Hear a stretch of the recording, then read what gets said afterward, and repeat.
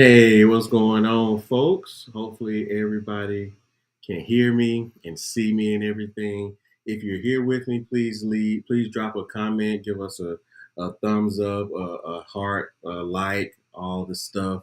So, thank you guys for joining with us today. It is time for weekly Bible study once again. All right. So, if it's your first time here, welcome. My name is Phillip Godfrey, and this is Weekly Bible Study. If you are returning, welcome back. Thank you so much for being a part of the family and hanging out with us again. All right. And so, for those that are new here, I want to make sure that we're all on the same page. The regulars know I say this every week. But this is weekly Bible study, and weekly Bible study is built off of the text in Matthew chapter 6:33, where here we see the Messiah, he's speaking, and he said, "But seek ye first the kingdom of the Father, and all things shall be added unto you." And so weekly Bible study is our opportunity to do that, to seek, and serve the kingdom of the Father. And so trying to get some things straight here. All right. And so this is what we do. We gather every week to talk through the scriptures, to learn through the scriptures, and ultimately to apply them to our lives. Okay. So hopefully you guys that you are enjoying that, you want to be here and want to be a part of that. And we thank you so much for that. All right. So tonight we are continuing our study series where we're doing from revelation, from creation to revelation. I always get it backwards, but we're doing from creation to revelation. And really what this is this year the Father is giving us a mandate to walk through the scriptures chapter by chapter. And that's what we do every week. And so we'll be continuing that tonight by finishing up the book of Judges. So tonight we'll be looking at Judges chapters 11 through 21. So tonight we'll be looking at Judges. See, I gotta get my banners going, but we'll be looking at Judges tonight, chapters 11 through 21. But before we start, I want to give everyone an update and I want to pray for us, okay? So the update is that for all of those who know, we partner with one of our Bible study family members has a ministry, an outreach ministry that the Father has placed on his heart and on his wife's heart, and they go out monthly to feed those that are transient in transient seasons of life here in our city. And so today they did that. They went out and they fed breakfast today for 50 meals. They gave out 50 meals across the city, and they gave out waters and also some wipes and different things like that. So thank you guys so much for those that give and give to him and give to that vision. And even if you give your prayers, you're praying for them, and we thank you so much for that. I'll probably say that again at the end of the service, but I want to make sure I say it here as well. All right.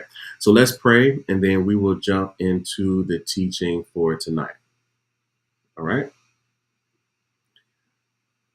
So let's pray. Father, we thank you for this opportunity to gather together again. Father, I pray that your word will go forward unhindered and unchecked by any outside force. Father, I pray that any barriers, Father, that are standing in front of us and standing in the way of the reception of your word, Father, that those barriers will be removed right now, Father, by fire from heaven.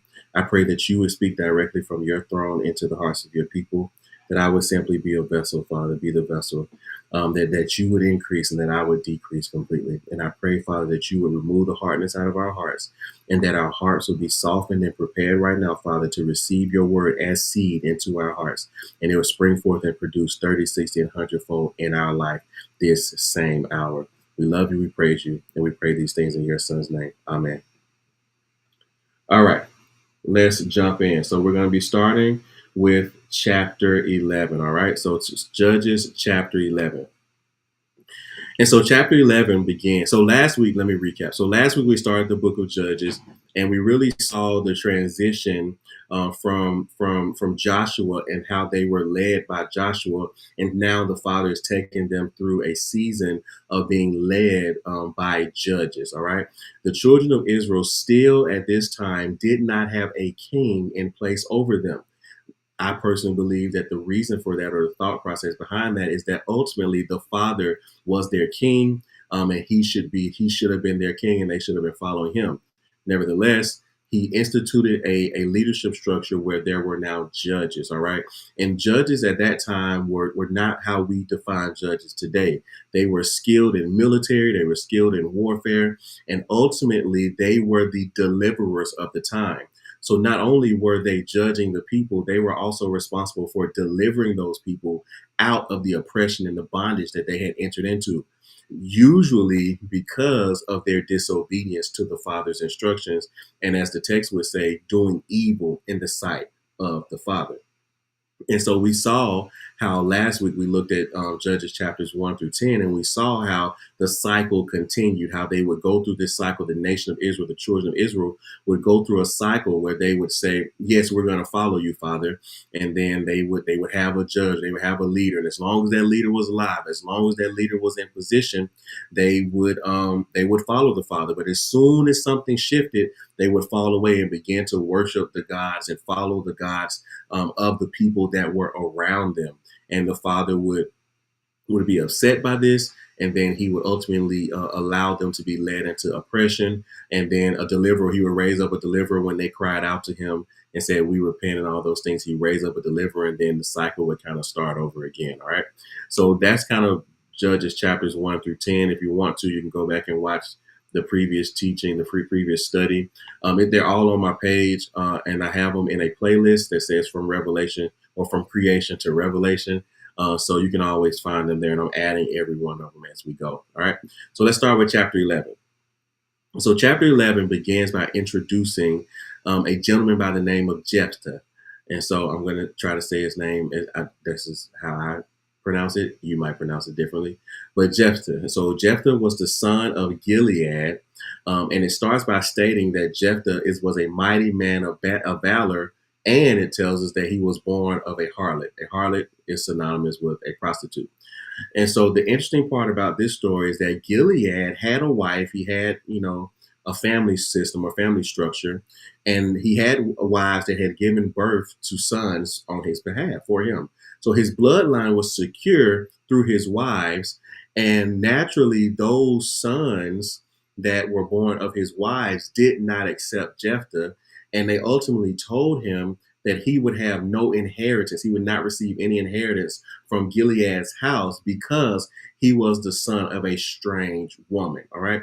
And so when we see the text here, and it tells us, like, it uses the term strange men or strange women, these were men and women who were outside of whatever that agreed upon boundary line was. Okay. So here, out as the strange woman was outside the boundary line of marriage. So they're saying this strange woman was a prostitute. She was a harlot, and she was not, since he was the son of his mother was like that he was not due any inheritance in his father's house. So what Jephthah does is he then flees from the presence of his brothers, and he goes and he lives in the land called Tob. And then there he amassed a following similar to what we'll see with David, but he amassed a following of rebels. So now he has this group of rebels following him. He's leading them, and he has fled from his brothers, his family home, his family land, and he's living in the land of Tob. So in the course of time, the Ammonites, they go to war with the children of Israel. And when this happens, the elders of Gilead, the territory of Gilead, the elders of that region, they send for Jephthah to come, and they want him to go out and fight for them in the war. Well, he quickly, pushes back and reminds them, as we all would. I know I would. He reminds them, he was like, hey, you guys put him, how they put him out of his father's house, and how now they're only calling him because they need something from him. But he also used the opportunity to make a deal with them, to make an agreement with them. And so he told them, he said, hey, he would come back and fight for them. And if he overcomes, if he wins this war against the children of Ammon, then they wouldn't have to make him their leader. They would essentially have to make him judge. Okay. And so the men of that region, the men of Gilead, they agreed to this. Now, I'm not sure why, any of Gilead's other sons weren't the one they chose to go to war. I don't know. Maybe you guys know. Please let us know in the comments. But I know for sure that they called Jephthah and he ran away, and they want him to come back. So anyway, Let's get back to the story. He agrees to be the captain of the army and to go to battle with Ammon, the children of Ammon. So the first thing that he does, he sends messengers to the Ammonite kings and asks them why they are even fighting against Israel. So he basically sends the letters like, hey, why are we even at war? Tell me what's going on here. And the children of Ammon responded and they said that they were going to war with Israel. Listen to this. They're going to war with Israel because Israel took away their land when they came out of Egypt. And now they're requiring them to restore those lands unto them peacefully. This is where it's important to know history and what really happened. And I know that we, at least in my background community, we do not do a good job of telling people what has actually happened in the past. But this is why it's important, because what we have here are the children of Ammon claiming that something happened that didn't actually happen. And so, because they were incorrect in what they had been told and what they had read or what they had believed, whatever, because they were incorrect, they were now going to go fight a war that was meritless, that was baseless. Okay. And so I just say that to say, let's do a better job of sharing our history, the histories of our bloodlines, the good, the bad, and the ugly, so that, we can, if we're ever faced with things that need to be confronted, we can confront them from a place of strength and a strong foundation. Okay. Hopefully that makes sense for whoever that was for. All right. And so the Ammonites, they didn't have the 100, they weren't really accurate in what had happened. And so Israel didn't just up and steal that land from them like they had been told or like they had believed or like they had whatever known. Jephthah, he essentially runs down for them. He sends back some messengers and he runs down for them everything that happened. All right. So let's open our Bibles and look at Judges chapter 11, verses 14 through 16. Let's see the beginnings of Jephthah's conversation here with Ammon through the messengers, okay? Verse 14, I'm reading from the King James Version. And Jephthah sent messengers again unto the king of the children of Ammon. And he said unto him, Thus saith Jephthah, Israel took not away the land of Moab, nor the land of the children of Ammon. But when Israel came up from Egypt and walked through the wilderness unto the Red Sea and came to Kadesh. So here he's telling them, I know there's more, but I just want to stop here and give you a preview. You can continue reading the rest of the verses to see how he communicated it to them. But if you remember it, I believe it was in Deuteronomy, when Moses, when they were coming out I guess it was in Exodus, when they were coming out of Egypt and they were crossing over the Red Sea and all that, and they were coming into the land of Moab. Moses sent messengers to ask like the children of Esau and the children of Ammon. He sent to ask them like, hey, can we pass through your land and you provide what we need and we'll pay you for those things? And they said no. All right.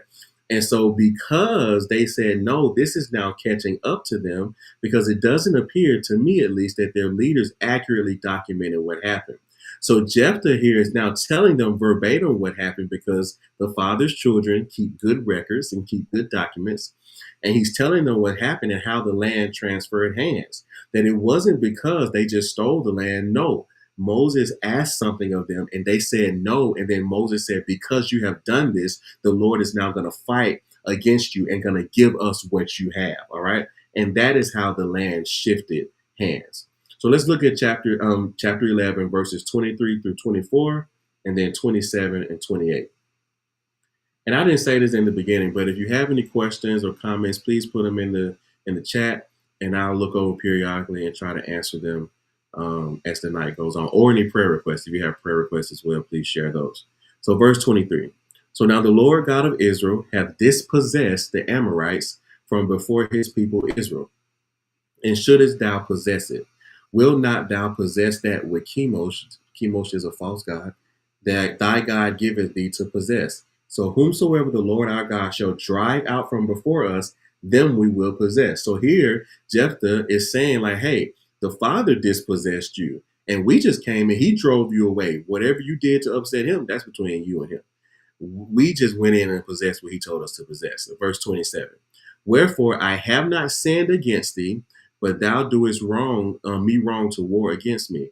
The Lord, the judge, be judged between this day between the children of Israel and the children of Ammon. Howbeit the king of the children of Ammon hearkened not unto the words of Jephthah, which he sent him. So we see here that Jephthah's telling them, like, hey, this war, you really don't need to be at war with me. You're doing a wrong thing by going to war with me when I have done nothing to you, when we have done nothing to you. And so the king of Ammon doesn't want to hear it, and basically they still are preparing to battle with him. All right.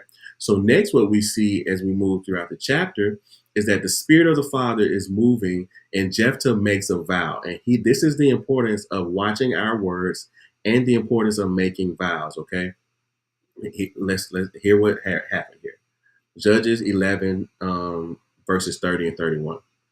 And Jephthah vowed a vow unto the Lord and said, If thou shalt without fail deliver the children of Ammon into mine hands, then it shall be that whatsoever cometh forth of the doors of my house to meet me when I return in peace from the children of Ammon shall surely be the Lord's, and I will offer it up for a burnt offering. So here, what Jephthah is saying is he's saying, hey, Father, I know that we're going to go up to war, and if you go up with me, when I return home after you give us victory, when I return home, the first thing that comes out that greets me, I will offer that up as a burnt offering to you on an altar.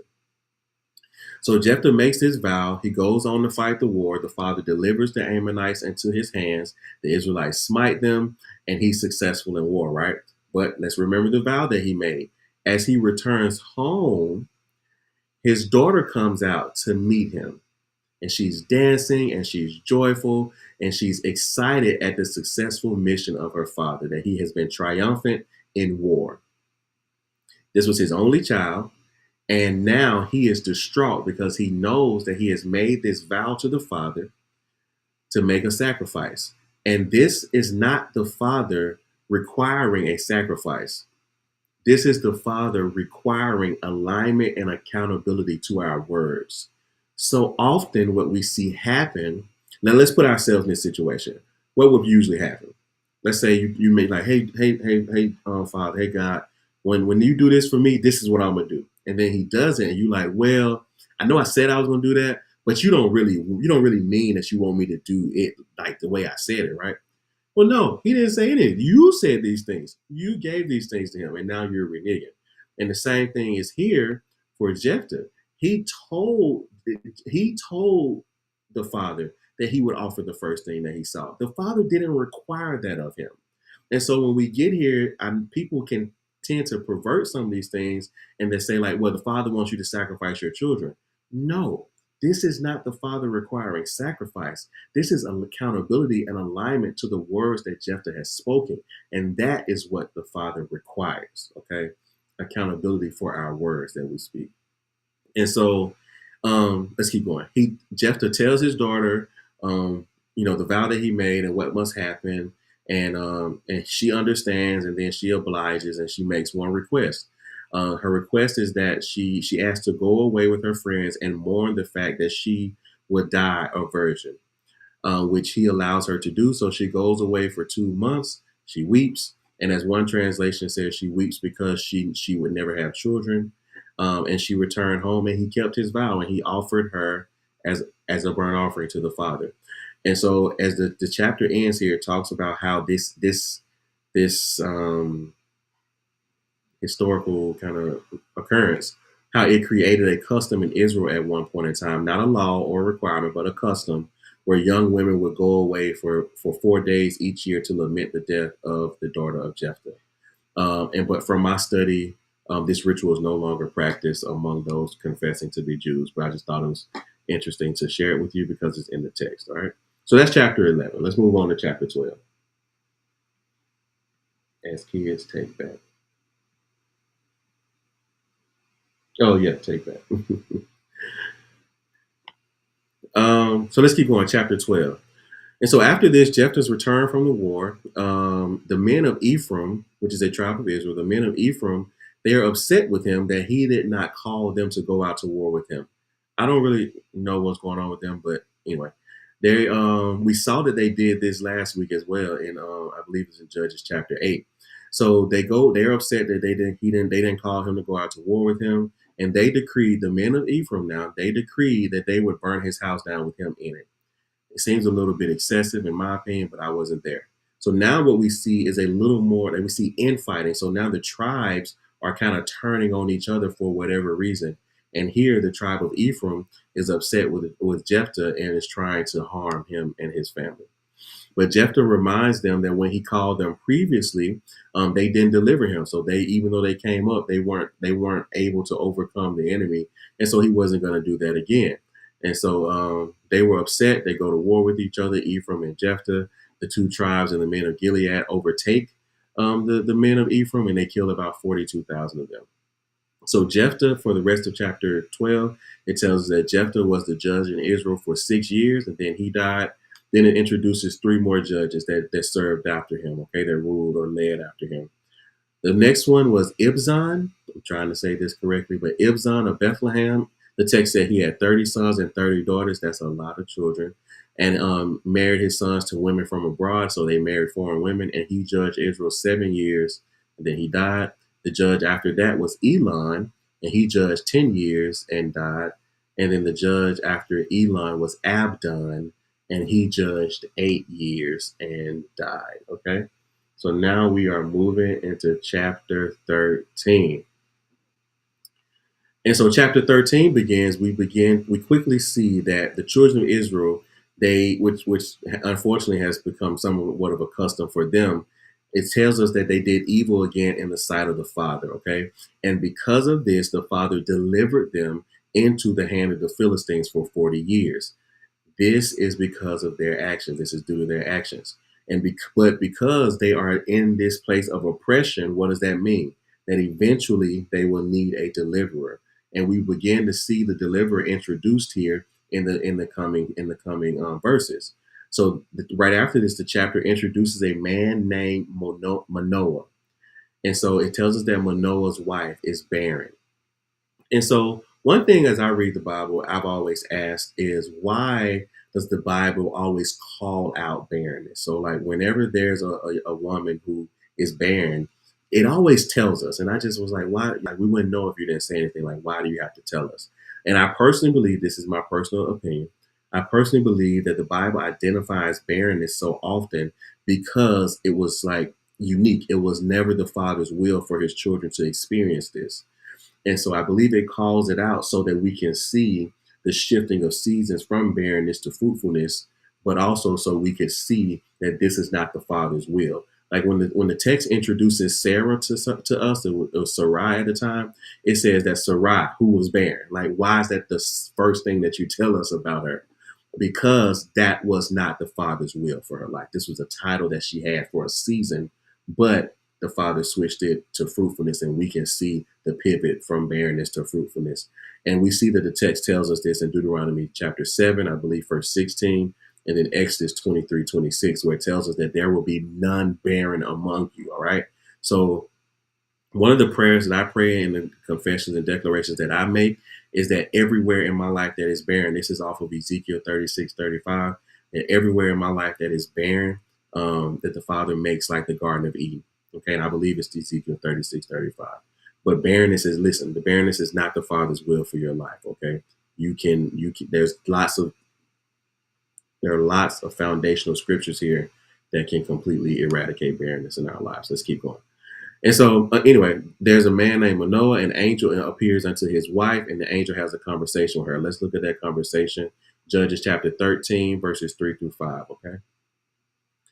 And the angel of the Lord appeared unto the woman and said unto her, Behold, now thou art barren, and bearest not, but thou shalt conceive and bear a son.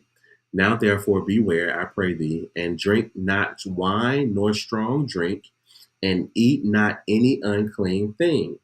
For lo, thou shalt conceive and bear a son, and no razor shall come on his head, for the child shall be a Nazarite unto God from the womb, and he shall begin to deliver Israel out of the hand of the Philistines. All right. So But there's a few things here that this conversation show teaches us. It teaches us, number one, that the father does speak to women. I don't know where we got this whole thing about the father doesn't speak to women, and women don't have a voice and all these types of things that we think these days. But no, the father here is the father, the angel here is appearing unto the woman, unto the wife here, the soon to be mother. He's appearing unto the mother and having this conversation with the mother. The father is not present in this interaction, the first interaction. Okay.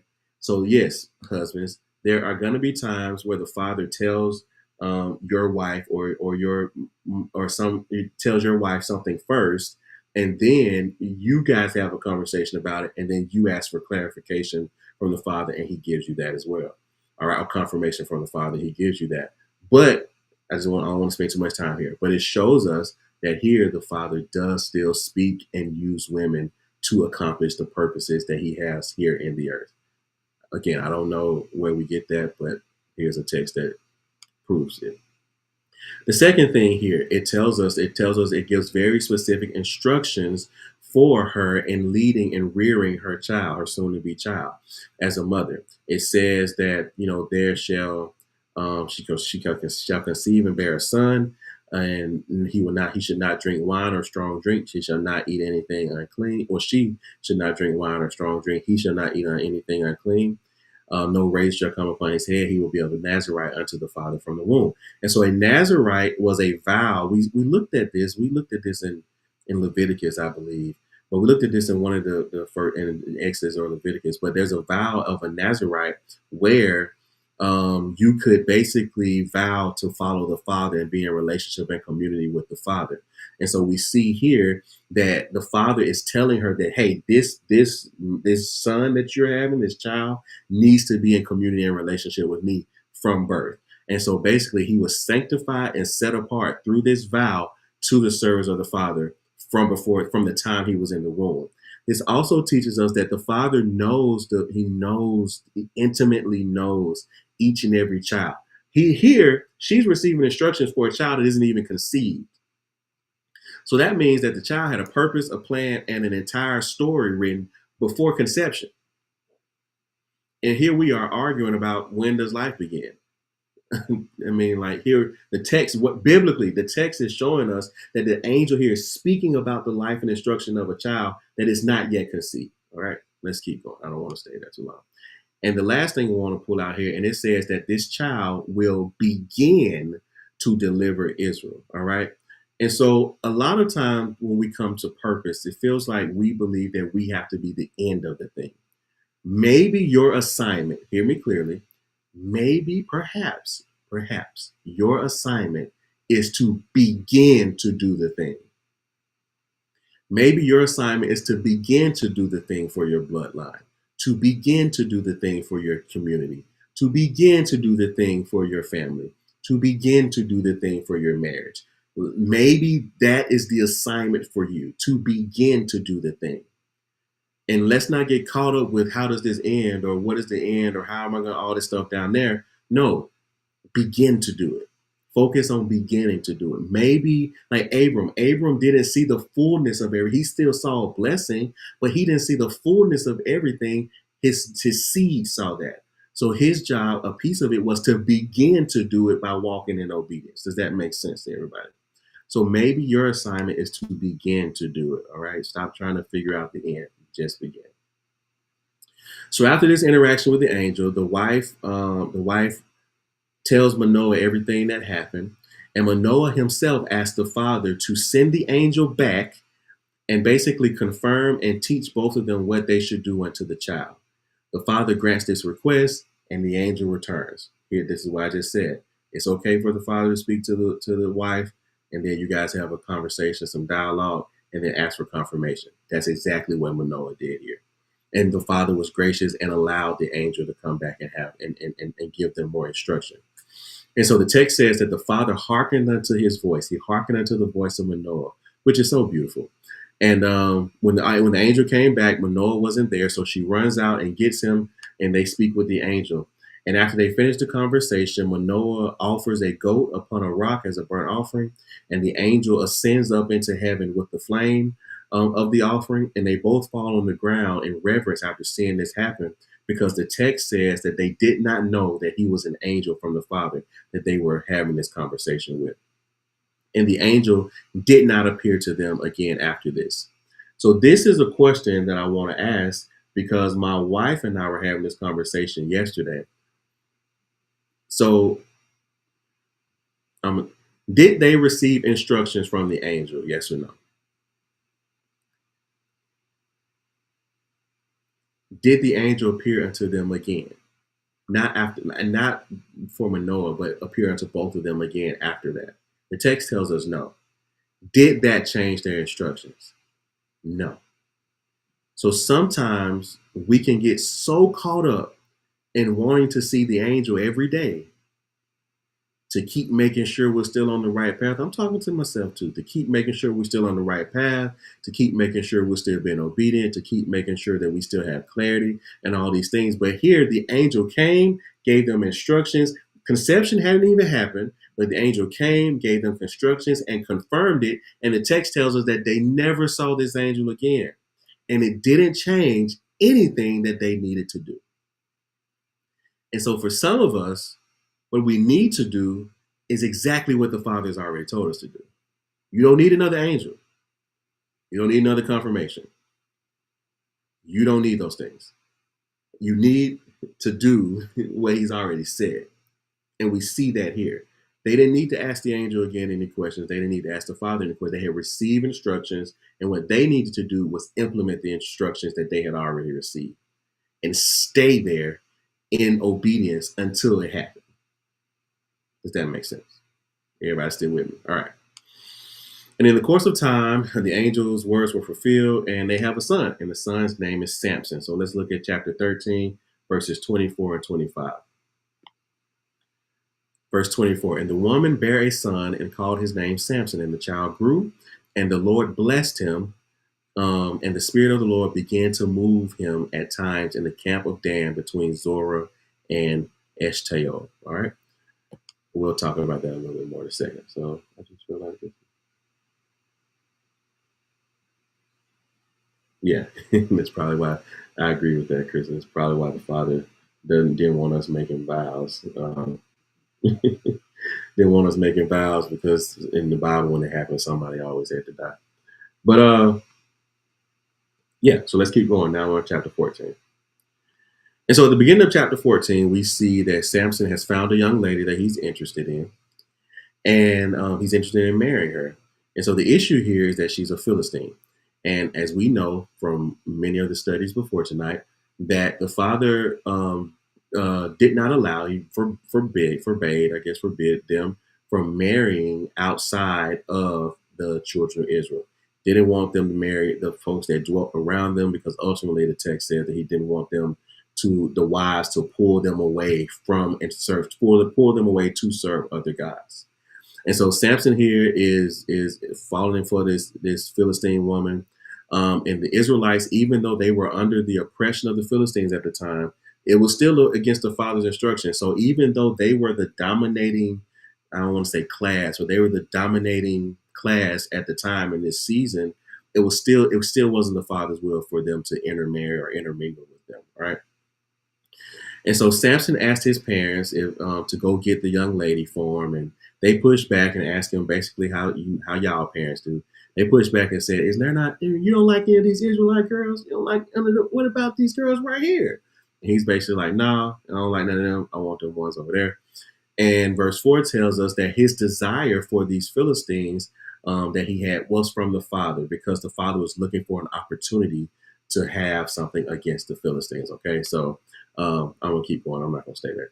And so Samson goes down to the young lady's hometown, which is Timnath, and with his parents. And at some point, he has some alone time, and he encounters a lion that roars at him, and the spirit comes upon him, and he kills this lion with nothing in his hand, like no weapon.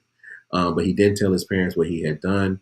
And then he talked to the young lady while he was there. He was still interested in her. And after some time passed, he returns to take her unto himself as a wife. So that was the custom of the time.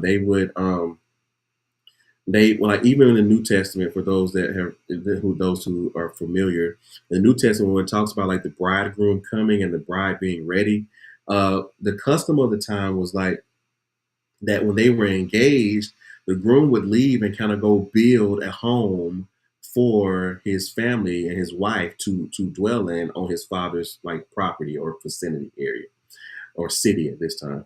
And so they didn't know exactly when that would be done and when he would be coming back. They didn't have, cell phones where they could just hit him with a text and like, hey, I finished building the house. I'm gonna come get you like 2 weeks, you know what I'm saying? They didn't know. So they had to be ready because the bridegroom could show up any day and say, hey, I have finished the assignment and now it's ready for us to go and dwell together. And so that's kind of what's going on here. Some time had passed, and Samson had gone and fulfilled the requirements that he needs to fulfill to have a wife and be prepared for a wife. And he goes back to take her unto himself as a wife.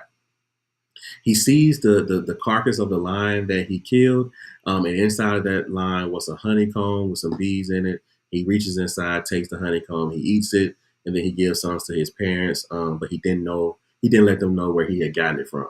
So clearly, that tells me that he shouldn't have been eating honey outside of a lion, from the inside of a lion, a dead lion. But the text doesn't really give a lot of clarity there, in my opinion. So, as part of the custom, they made a feast for the marriage of the couple, and Samson gives a riddle to the folks who are attending the feast, and he tells them that if they figure it out, the answer to the riddle within the 7 days of the feast, that he would give them 30 changes of clothes, which are like 30. He gonna get them a new wardrobe, and if they didn't, they would get him a new wardrobe. I'm trying to put this in our terms today.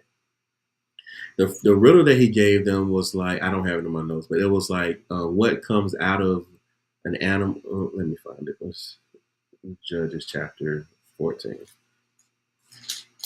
The riddle that he gives them, it says, out of the eater came forth meat, and out of the strong came forth sleep. And so they couldn't figure out what the riddle was, what the riddle was, and so they intimidate his wife because they don't want to lose. They intimidate his wife and tell her to get it out of him, or they were going to set her and her dad's house on fire. I don't know what's up with setting people on fire, but that's what they did, I guess. So Samson's wife asked him, and he said he wasn't going to tell her because he hadn't even told his parents. And she cries and moans about it for 7 days, and then on the seventh day he tells her. The text says literally because she was like worrying him to the point that he had to tell her. I'm not going to talk about that either. But he tells her, she tells the men, and they get the riddle. Samson is upset, but he has to pay his bet, so he goes and he kills 30 men from Ashkelon, which is another tribe outside of the Israel, and he takes their clothes and gives them to the men. And so he was so upset with his wife that he went back to his parents' house, left her there, and because he left, his father-in-law gave her his daughter, his Samson's wife, to be the wife of another man, which was Samson's friend. One translation says that they gave her as a wife to the best man at his wedding, which is wild to even think about. So Samson, he was upset. So let's move into chapter 15 now. I like get all into the story, and I just keep going. And so Samson, in chapter 15, Samson, he's with his fathers at home.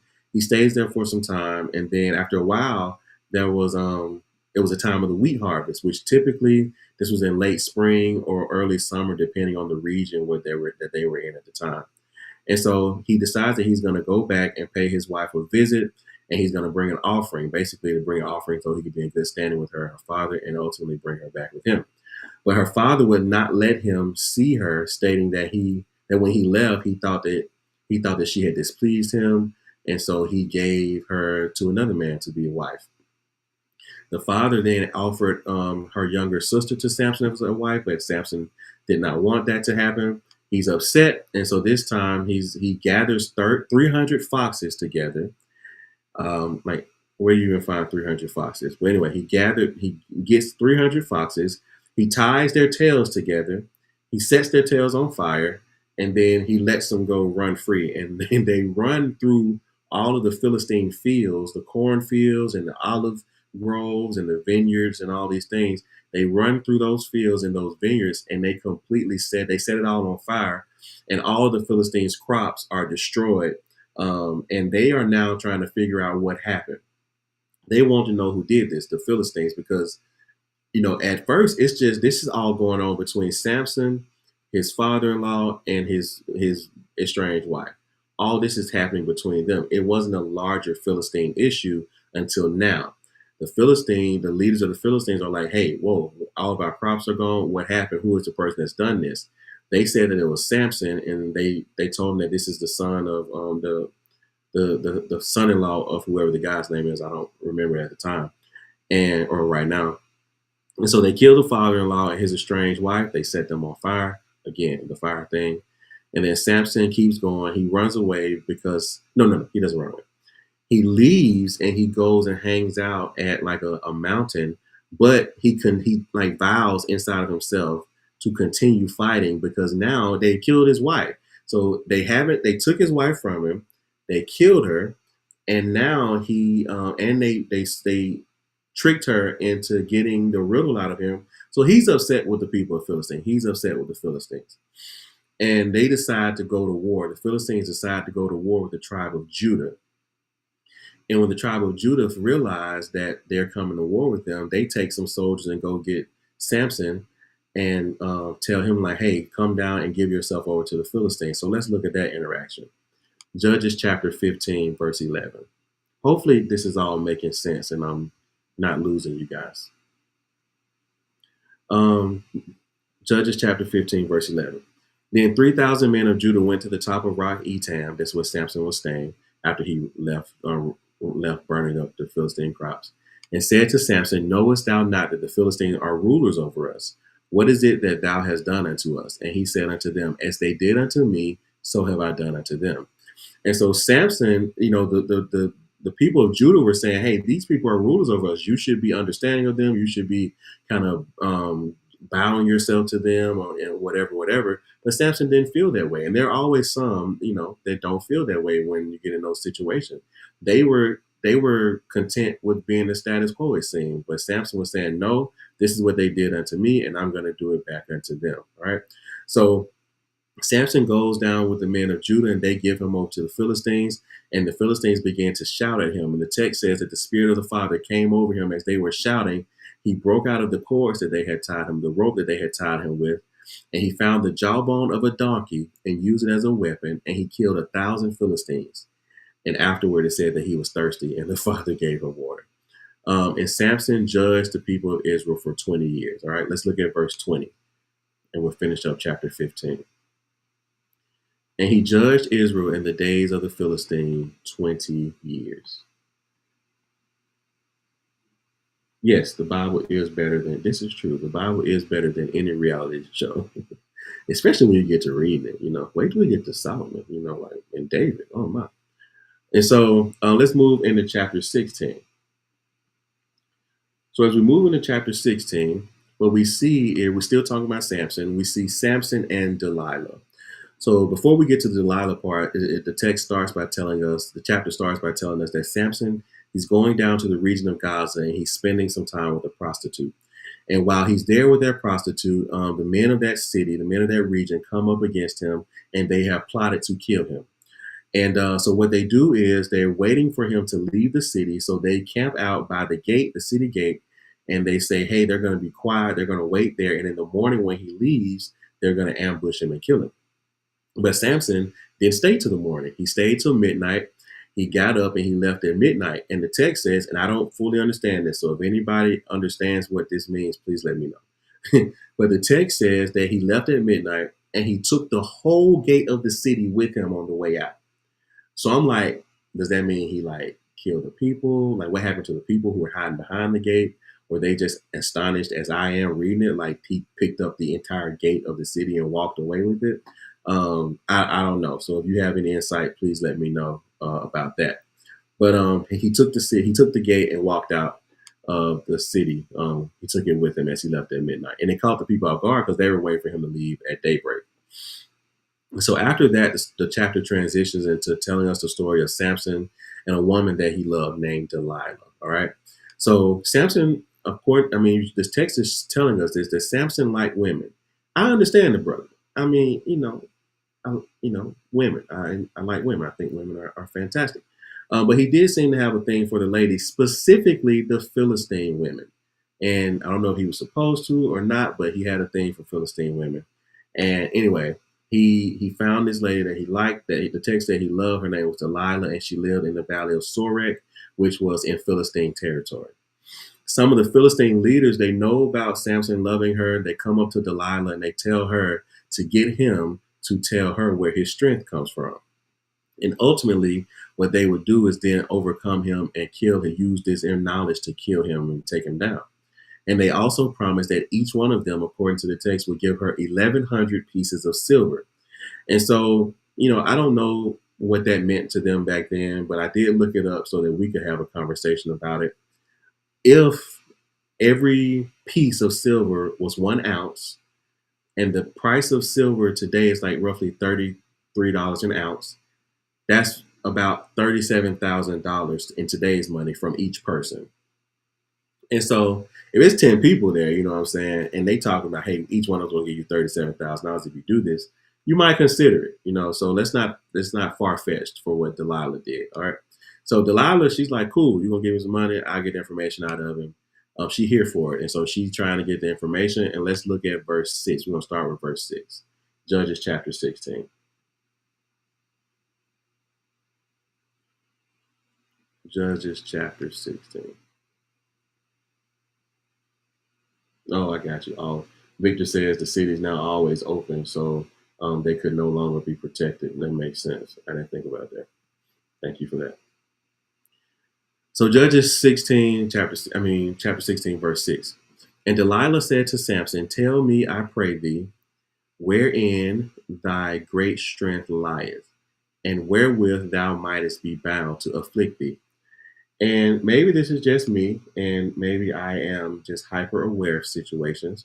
But I personally feel like she came at this situation real hot, and it could be lost in translation.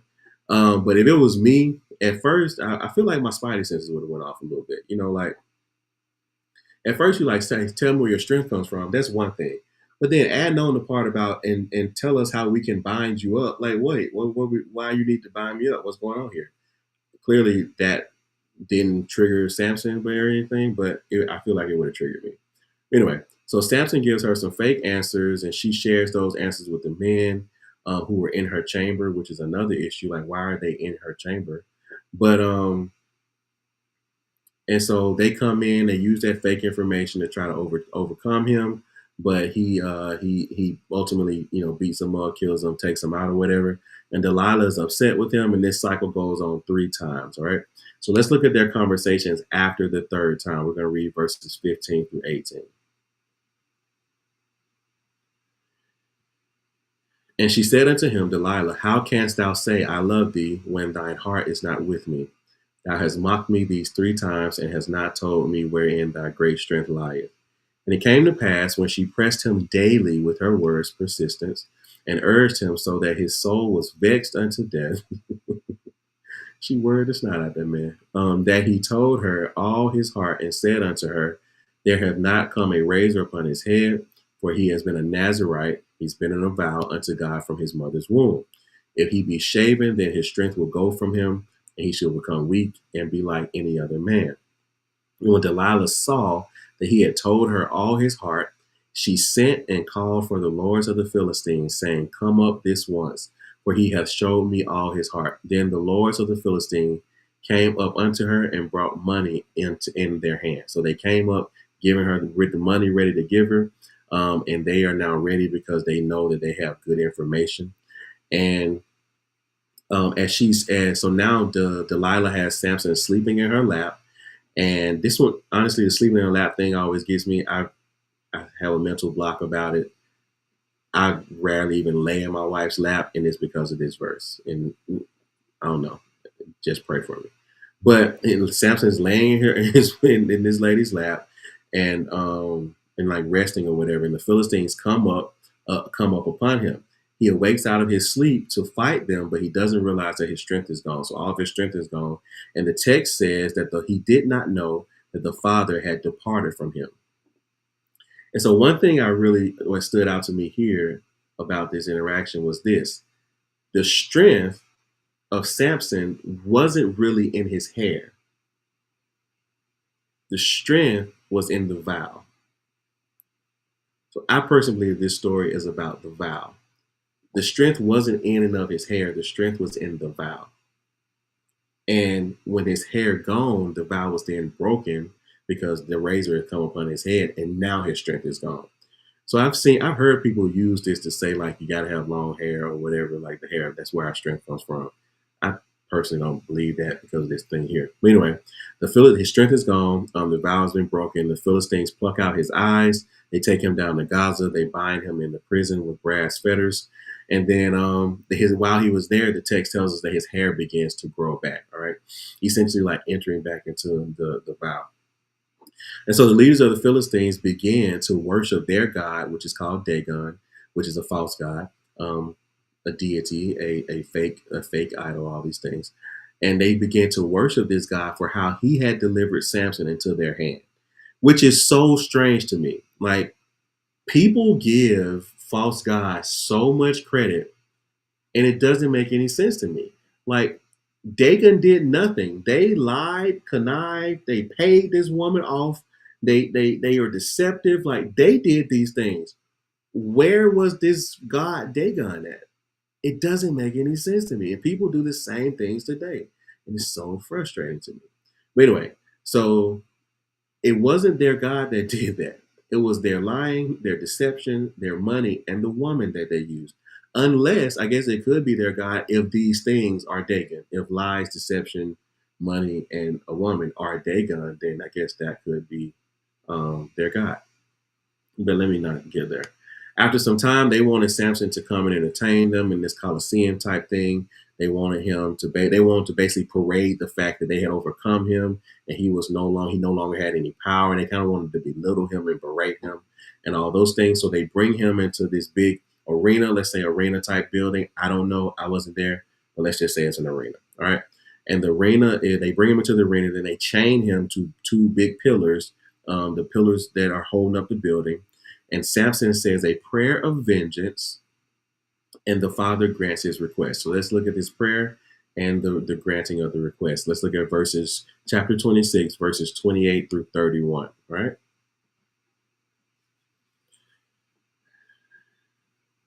Verse 28, and Samson called unto the Lord and said, O Lord God, remember me, I pray thee, and strengthen me, I pray thee, only this once.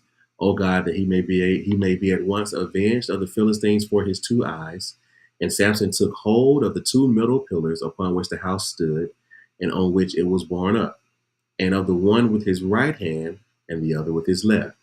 And Samson said, Let him die with the Philistines, as he bowed himself with all his might, and the house fell upon the lords and upon the people, all the people that were therein. So the dead which he slew at his death were more than they which he slew in his life. Then his brethren and all the house of his father came down and took him, brought him up, and buried him between Zor and Eshtaol in the burying place of Manoah his father, and he judged Israel 20 years. So we see here that Samson is brought in to be paraded about and all these things and berated. But he prays a prayer to the Father and says, Father, I ask that you remember him this once, and that he would be avenged of the Philistines for his eyes. And he bows down and he pulls down this Colosseum, this arena. He pulls it on top of himself, killing everyone in it. And we know that there are more than 1,000 people there because it said in his death he killed more than he had killed alive. And we know that he killed 1,000 people with a jawbone. So, and that's the story of Samson. And after this, as we move into chapter 17, what we will begin to see is that, no, I'm getting ahead of myself, but as we begin to see that after this season of Samson as the judge, there was a season where there was no leader, there was no king in Israel, and every man did that which was right in their own eyes. But let's get there in a second. Chapter 17 begins by introducing Micah, okay? And it begins with introducing Micah with a conversation that he's having with his mother.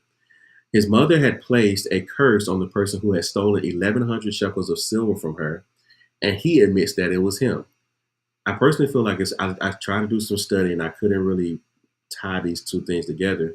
But it's very interesting to me that the text was telling us about 1,100 shekels of silver with the Delilah situation. And now it's telling us that Micah stole 1,100 shekels of silver from his mom. So I'm like, was Micah involved in the Delilah situation? you know, I was trying to put those two things together. If somebody else has studied it out, please let me know. But Michael admits that it was him, and so his mother's appreciative that he apologized and admitted what he had done, and he restores the silver back unto her. All right. So then after this, she blesses Micah. She said, the Father bless you because you have admitted these things, and the mother takes this silver. She dedicates the silver to the Father, takes some of it, and creates a graven image and a molten image of her son. And then she places these images into Micah's house. And then Micah, the text tells us that he had a house just for his idols. He had a house of idols, and he had a ephod that he had made. We talked about the ephod when we looked at the priest garments. He had an ephod that he had made. He had household idols, and he also made one of his sons like his personal priest. And so the reason that Micah was getting away with all of this, because if we sit here and look at this, everything about this interaction is wrong. Micah's stealing, which is against the rules. His mother is creating graven images and graven idol and carved idols. That's against the rules as well. That's against the statutes, and they're in disobedience to the Father. Micah has a whole house set up for false gods. That's against the Father and the agreement as well. And Micah has his own personal priest, which is not a part of the agreement either. And so everything that Micah was doing was out of context or out of agreement, out of alignment with where he should have been according to the Father. Well, how is he doing this? According to verse 6, it tells that in those days there was no king in Israel, but every man did that which was right in his own eyes. There was no leadership. There was no clause of morality. There was no enforcer of these things. And everybody was just doing what they wanted to do, which is really wild to think about. All right. So, in the course of time, a young Levite shows up in this region that Micah lives in. He's looking for a place to stay. And Micah invites him to stay with him, and he offers him the position of being a father and a priest for him in his house. The Levite agrees, and then Micah says he'll pay him and give him food and clothes and all that. And so this Levite became his own personal priest. He lived in Micah's house. Listen, this is a Levite, though. We talked about the Levites and their assignment. Now, they all Levites weren't priests, but all priests were Levites. And so, even though this Levite might not have been a priest for the Israel, the bigger Israel assignment, it was still a Levite. And he has now made himself a personal priest amongst false gods, graven images, and ephod and household idols. Like how can a priest of the Father, you would assume, align themselves with a leader who has these things in their house? It really makes you think, especially as we think about where we are these days. And so Michael felt that having this Levite in his house as a priest would cause the blessings of the Father to dwell on him. And we see that in verse 13, where it says, Then Michael said, Now know I that the Lord will do me good, seeing I have a Levite to my priest. So Micah here is trying to force the Father's hand into blessing him. All right. So let's move on into chapter 18. And we're going to read verse 1 to start out chapter 18. In those days there was no king in Israel, and in those days the tribe of the Danites sought them an inheritance to dwell in, for unto that day all their inheritance had not fallen unto them among the tribes of Israel. So the chapter here begins very similar to what we saw in the middle of chapter 17, that there was still no king in Israel. It's showing us that things were essentially running kind of rampant throughout this season. And so the tribe of Dan here, they're desiring to receive the rest of their inheritance, the fullness of their land inheritance, because they had not received all of it just yet. So the leaders of this tribe get together and they send 5 spies out to spy out the land that had been slated or set aside for them. And along the way, as the spies are traveling to this land, they stop at Micah's house, which to me shows that Micah was very influential in the nation of Israel. They stop at Micah's house and they spend the night there with him. And while they are there, according to the text, it says that they recognize the voice or the accent, as one of the translations put it. They recognize the voice of the Levite and asked him why he was there and where he was from. And he tells them that Micah, the Levite, explains to them how Micah had invited him in and offered him the opportunity to be his personal priest and father, and now he works for him. And so these spies asked the priest to ask the father whether they would be successful or prosperous in their journey or not. And the priest states that they will, and that the Father was watching over them. So we see that this priest is also communicating and potentially hearing from the Father as well, amongst the idols and amongst the idolatry and all the foolishness. So the spies leave, they go out to the land, they spy it out, and while they are there, they take note. What they observe is that the people of this land, they live carefree lives. Isn't that so amazing? Isn't that so? Let's just think about that for a second. These people live carefree lives. Wouldn't you like to live a carefree life? That they are peaceful and secure, and that they are also wealthy because the land is so fertile. That's type of promised land I'm ready for. I'm in. I'm declaring. I'm already in that type of promised land. So you can come to yours as well. And so they also know that they have no allies nearby now. I need some allies because of what happened to them. So they head back with all this information to the leaders of the tribe of Dan. Um, and they tell them everything that they had seen. The spies encourage the people to go up quickly and not to hesitate because the land is very good and the Father has given them a very fertile land that is lacking nothing. So 600 men go up. They're ready for 600 soldiers. They go up ready for war. And along the way, they stop at Micah's house again. And the spies tell them, the spies tell the soldiers how Micah's house has all these carved images and an ephod and household idols and all these things. So they go into Micah's house, the soldiers and the spies go into Micah's house. They take all of his idols. They take the ephod. They take the carved images. They take everything out of his house. He's not there. And the priest asked them, like, what are you doing? And they tell the priest, they say, hey, would you rather be a leader of one? Would you rather be a priest to one person or a priest to a whole nation, a whole tribe of Israel? And so he's like, the priest, like, yeah, I'm gonna just go with y'all. So they take everything from Micah and they carry all these idolatrous things away with them into their promised land. So let's think about this. Let's think about this for a second. And I don't know if this lands on you like it lands on me, but let's think about this. Let's talk about it. They are going into their promised land. They said that the people in this promised land live carefree lives. They are peaceful and secure, and they are wealthy because their land is some of the most fertile land in the region.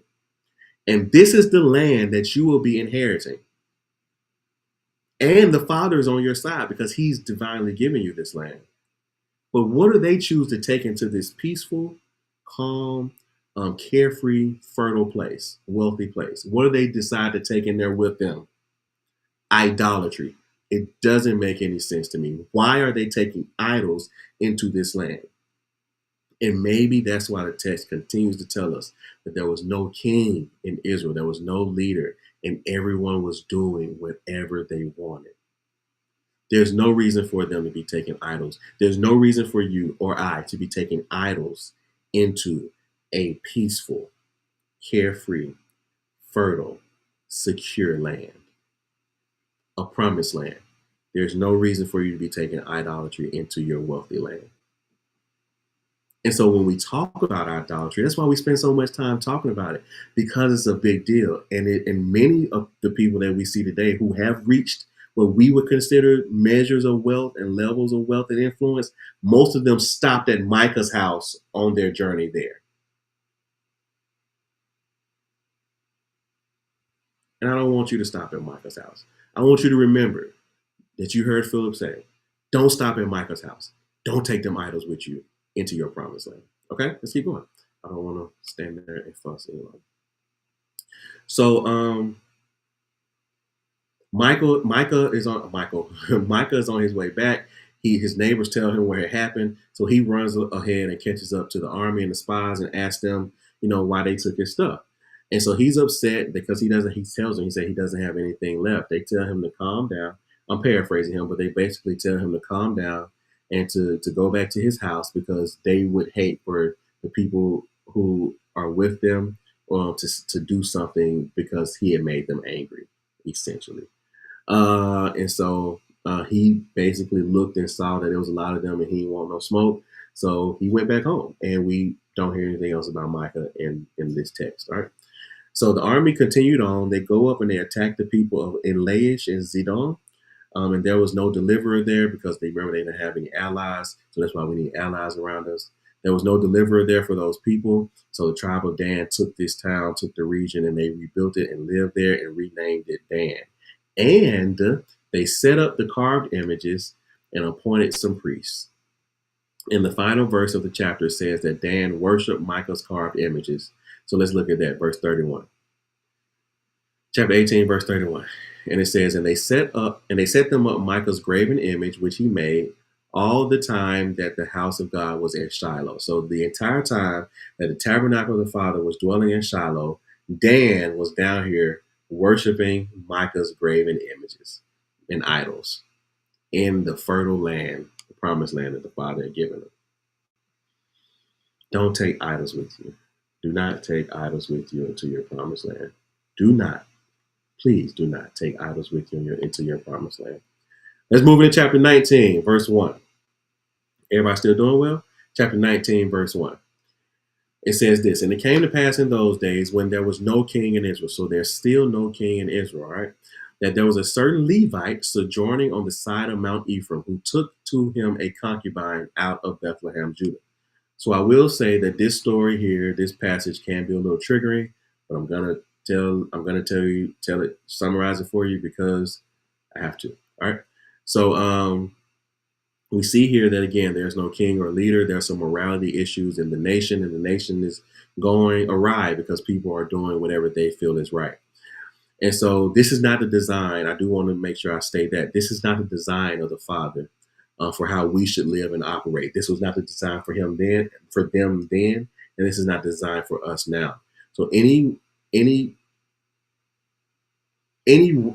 person or any reason that we're led to believe that we can operate and do what we desire is false.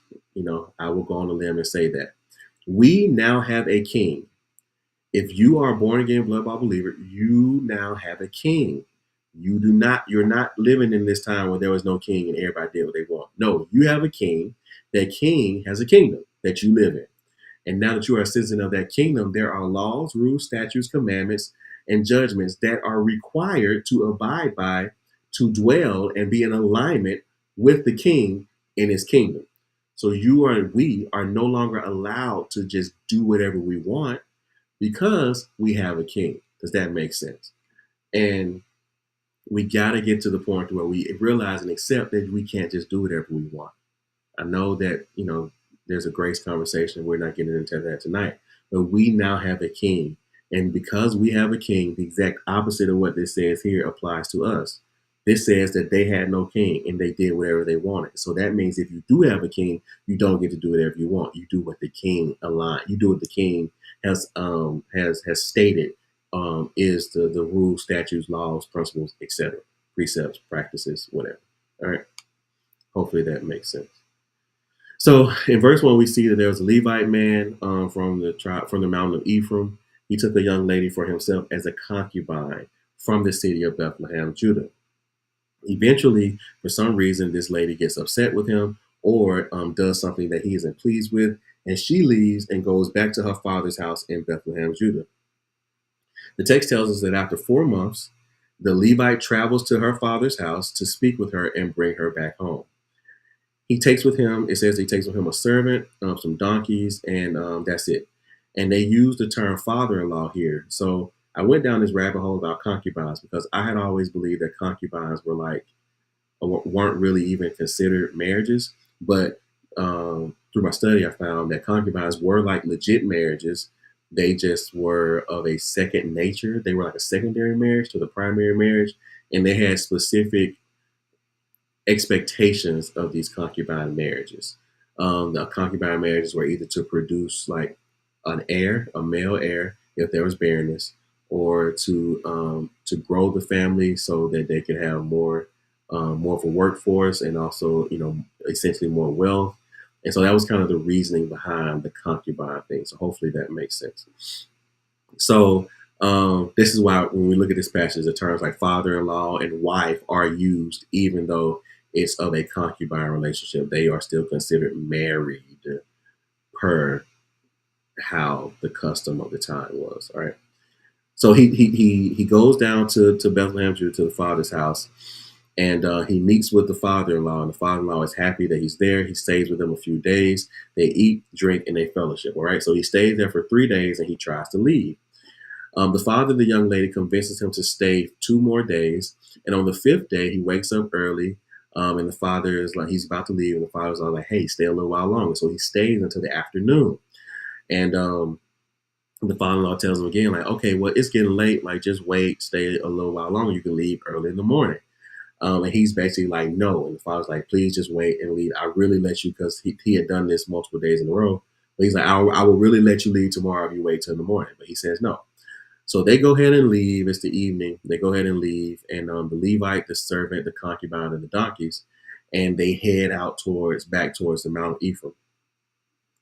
And along the path, it's getting dark, and so the servant suggested they stop in the city of the Jebusites and stay there for the night.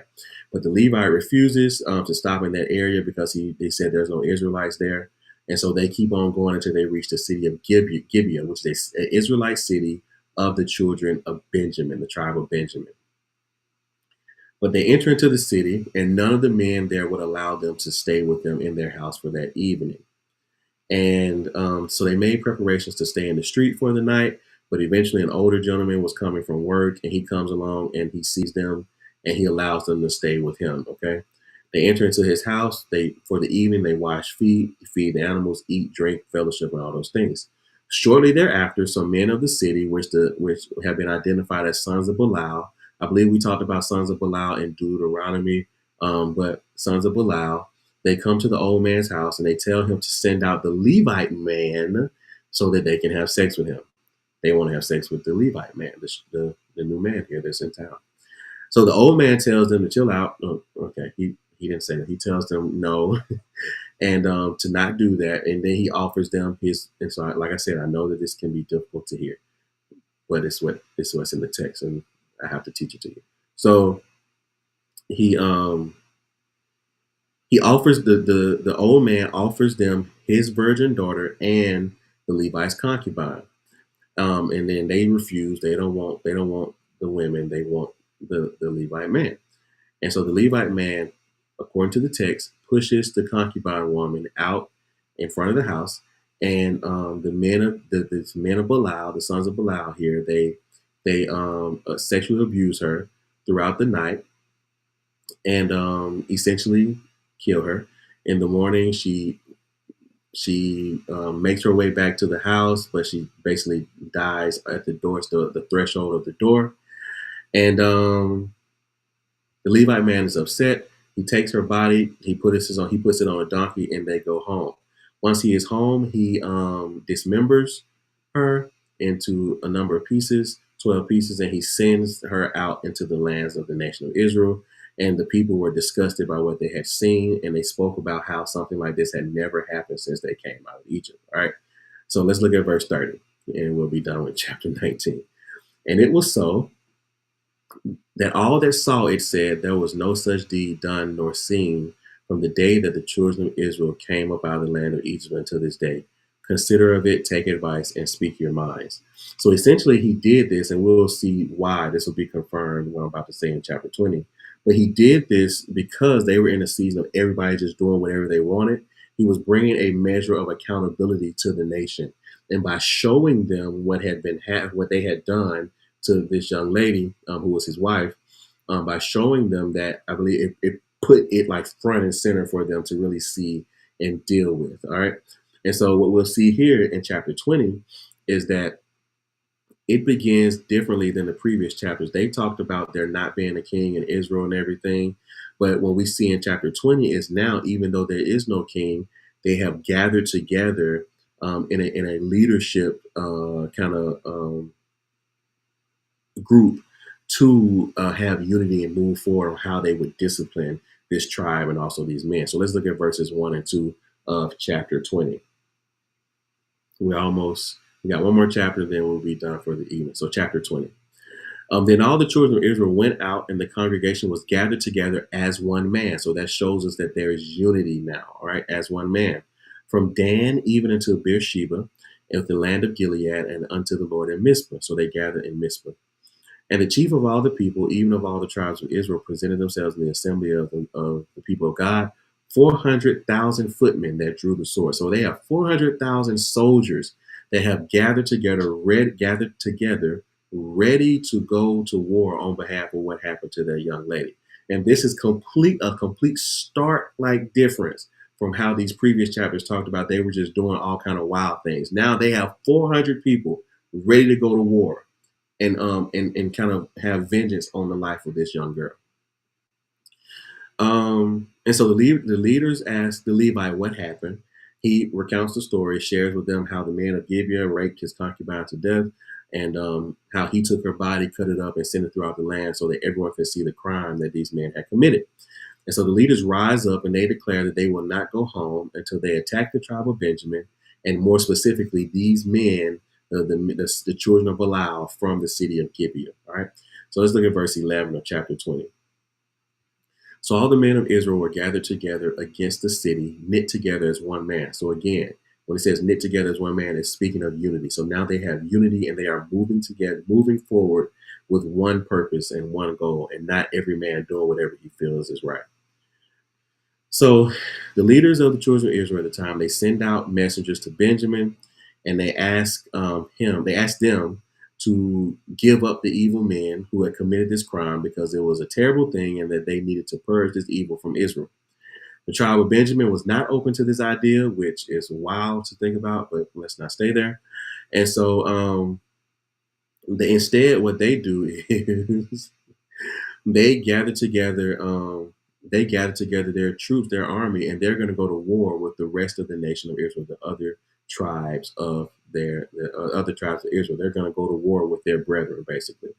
So now there's like an infighting there. They're fighting against them amongst themselves, similar to what we saw with Ephraim earlier, and Jephthah.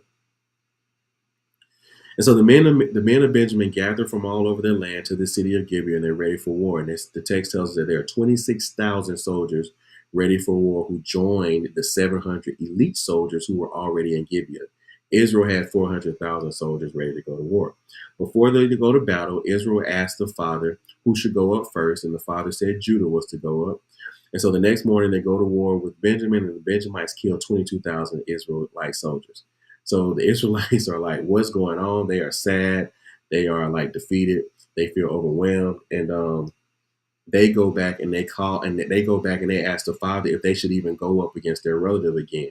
He tells them to go. So the next day they go out against the Benjamites again. And this time the Benjamites kill 18,000 Israelite soldiers. So now the Israelites, they're going back to the father. They are weeping. The text says they praying, they fasting, they offering burnt offerings, they offering peace offerings. They just seeking the direction of the father. They're doing whatever they can. And they ask him again if they should go back up against their brethren. And he tells them to go, and that tomorrow he will deliver them into their hand. So the next day, the Israelites set an ambush for the city, and the Benjamites come out of Gibeah against them as normal, and they kill a few of the Israelites. And once this happens, the Israelites begin to run away. And so as they run away, the enemy army, the Benjamin army, is like pulled away from the city, and the ambush starts. All the other other half of the Israelite army that's hiding, they come and ambush the city, kill the people, and set it on fire.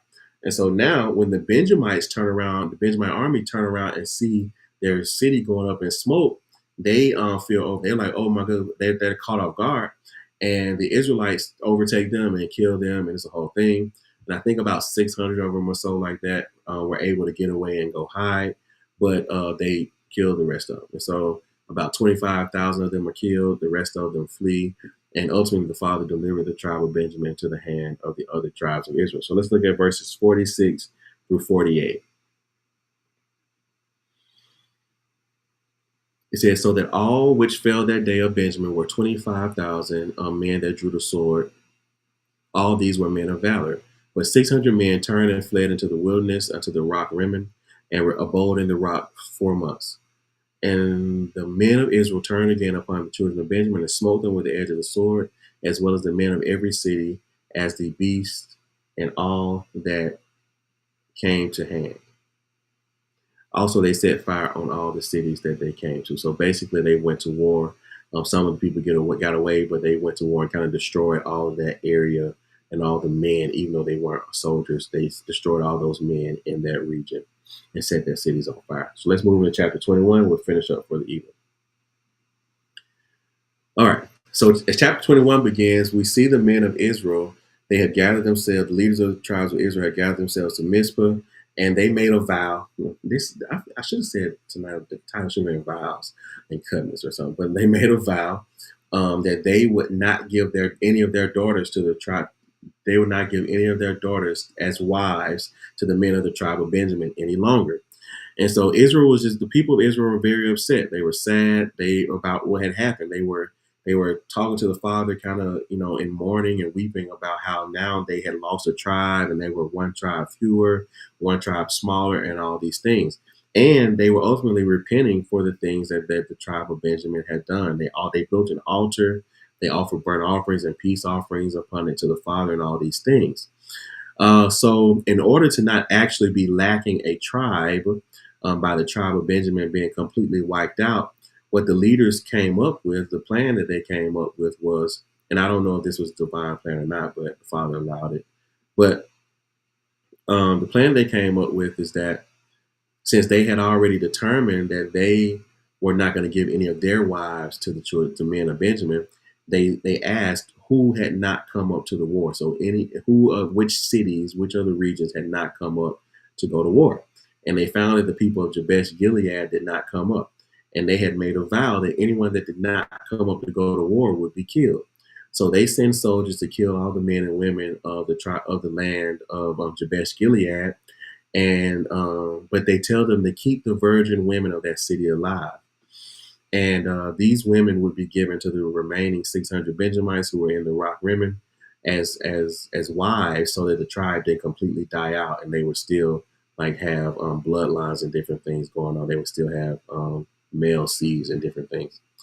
So since there were only 400 virgins that were found in Jabesh Gilead, that still left like 200 Benjamite men without wives. And so for the remaining men, which I thought this was hilarious, but for the remaining men, what they told them to do was they told them to go up. There was a feast near Shiloh where the daughters of men would come out of this region of Shiloh, would come out and they would dance and different things. So the men were to hide in the vineyards, and when the daughters came out to dance as part of this feast, they should jump out and go and take them as a wife, take the women to be their wives, and take them back to the land of Benjamin. And then when the fathers protested to the leaders, like when the people of Shiloh would come and say, like, hey, they stole our women, what's going on, our daughters, what's going on? They would say, well, you actually didn't give them your daughters, so the vow isn't broken. Which I'm like, that doesn't sound like some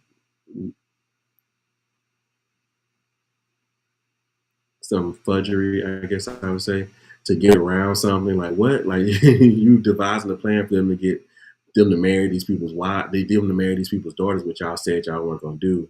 And then when it happens, you're like, oh, they didn't actually, you didn't give them to them, they just stole them. So it's okay. So anyway, the children of Benjamin returned to their land. They rebuild their cities, and then they live in the land of Benjamin. And the remaining tribes go back to their lands. And then this is how Judges ends. All right, let's look at chapter 20. I mean, verse 25, and that will be the end of the book of Judges. In those days, there was no king in Israel, and every man did that which was right in his own eyes. One interesting thing I will say here when I was studying, and we'll get there, but the tribe of Benjamin eventually is not mentioned anymore after the Babylonian captivity, which is interesting to think about if some of that started here. So that's all I got for tonight. If you guys have any questions or comments, concerns, I'll give some updates, and then I'll pray for us and let you guys go. So if you have any prayer requests or any comments or any questions, please put that out now as I kind of go through the final announcements. So thank you guys so much for hanging out with me. The first announcement that I do want to make is that next week, or the next video that you see, we will be looking at the book of Ruth. Okay. So please, you can read the book of Ruth. I think it's like 4 chapters. So it's a quick read. And we are in a season of doubling up. Okay. So this is a season of double. I'm not going to spend too much time there, but we're in a season of doubling up. So going forward, for the remainder of the year at least, or at least for the remainder of this next season, what we'll be doing is, what we'll be doing is on Sunday evening, we'll still meet at 8 p.m. on Sunday evening, and this will be Bible study. But I will be doing a midweek kind of study hall is what I'm calling it. But I'll drop a video. I think it's gonna be a video so you can watch it at your own time. I'm gonna drop a video on Wednesdays at noon. I'm gonna drop a video for the next installment of our Bible study. Okay. I think I'm gonna do that with Ruth this week, but I'm not 100% sure. Let me just make a decision now. Yeah. So I'm gonna do it for Ruth this week. So this week I'm gonna commit to it. So this week, at noon on Wednesday, I will drop the Ruth study hall video on my page. You'll be able to see it. It'll be on the playlist and all the things. And then next week we'll what's after that? First Samuel. So next week we'll start on next Sunday. We'll be looking at First Samuel. Okay. So I want to do this because we are gonna get through the text this year in a year, and so we have to kind of speed up. But the Father had also been speaking to me about a season of double, and I realized that the revelation was also that we need to double up here as well. So the Bible studies will now be twice a week. One live on Sundays at 8 p.m., like we're doing now. And then the other will be a video, pre recorded video that will drop on Wednesdays at noon that you can watch for the remainder of the week at your own convenience. But one thing I will say is that they will be like a continuation of, like, Wednesday will be a continuation of what we discussed Sunday, or picking up where we left off on Sunday. So if you don't watch the Wednesday video and you just watch Sundays, you will be missing a chunk. So I'm just throwing that out there as well. If you only want to come on Sunday, that's fine. But I just want to let you know how that works. All right. So I don't see any comments or questions, concerns. I will say again, thank you all for those that give. Today, our family member, our Bible study family member, he and his wife have an outreach ministry that they are growing, where they go into the city here and they go hand out food. And today they were able to hand out 50 meals for breakfast this morning, and they're and water and wipes and different things like that. So they were able to do that. As always, if you feel led to be a part of that, you can reach out to me. My email is on my website at phillupgee.com, or you can give to my Cash App, which is in the description box below. And if you put outreach in the comment section, it goes directly to them. Okay. I'll pray for us real quick, and then I'll finish up. Let me pray. So, Father, we thank you for this opportunity. I thank you for the word that has gone forth. I pray, Father, that I pray first that I've executed this time with excellence. I pray, Father, that the children have heard your word, and everything in their life, Father, that was a barrier to them hearing your word has been removed, and the word it has been deposited into their life as good seed in the soil bed of their heart. I pray, Father, as we go forward this week, that you would move mightily in your children's lives and situations, that they would know that you love them, that you see them, and that you hear them. I pray that you would do a work in our heart this week. You remove the hardness from our hearts. And I pray ultimately, Father, that you would get the glory from our lives, and that your kingdom come, and that your will be done in each and every area of our lives. For those of us, Father, who have not prayed those dangerous prayers just yet, I ask that you would give us the courage to pray those prayers this week, Father, to say, Father, not my will. There are things I've been praying for. There are things I've been asking. There are things I've been believing for, but not my will, Father, but your will be done.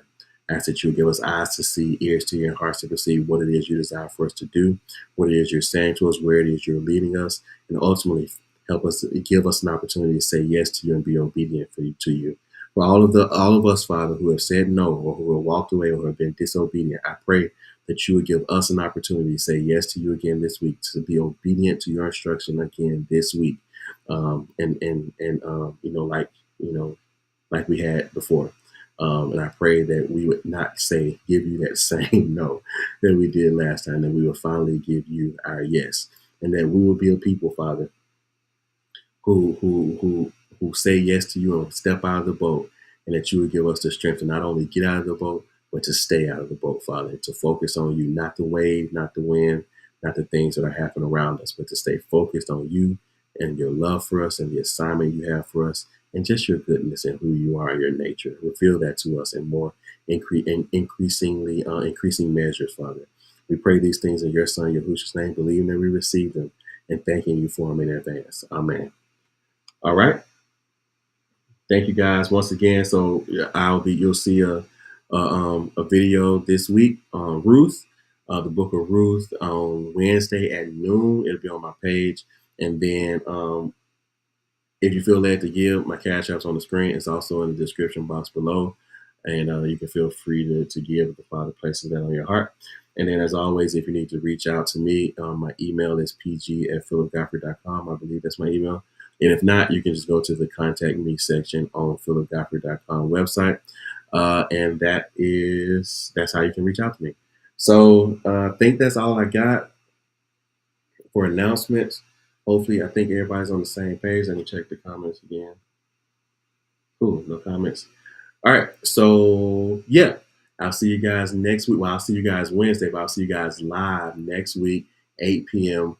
Sunday, as we always do. But listen, I love you guys so much. I'm so excited for what the Father is doing in our lives and through this ministry. And as always, if you're blessed by this ministry and feel good and feel led to share it, please do to share with your networks and share the message with people and lead people to it. And even studying, people just gather a group to study through the text. That's what we're doing. It's going verse by verse and chapter by chapter, and being as obedient as we can. But more important than me loving you, the Father loves you. The Father loves you. Let him love you, okay? Start before you're ready and don't stop, okay? I'll see you guys next week.